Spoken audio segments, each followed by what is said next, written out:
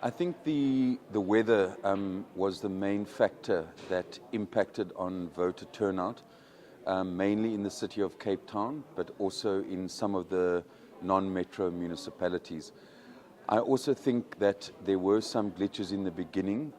Those glitches were mostly attended to, such as voting stations opening late. But our big concern as the ANC is that in some of the voting districts in the wealthier communities, the presiding officers there created 2 lanes of voters, and that helped to speed up things. Whereas in some of the township voting stations, the presiding officers, and we've identified at least 5 VDs where this happened, they refused to actually open up 2 lanes. And that also we feel is a serious problem, and we have taken that up with the IEC.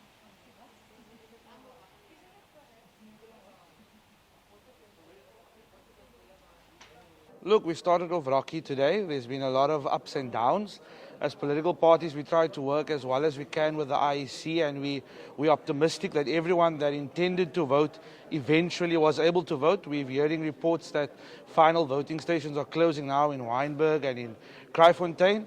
And looking at the initial results from outside the metro, it's looking good for the DA, even though we've seen a really low voter turnout considering other elections.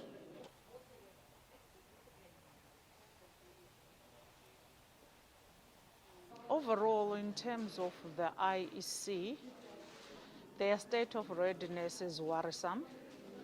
It has also impacted on many voters because in many of the VDs that I visited in the Western Cape on my arrival were already having issues of the system being offline.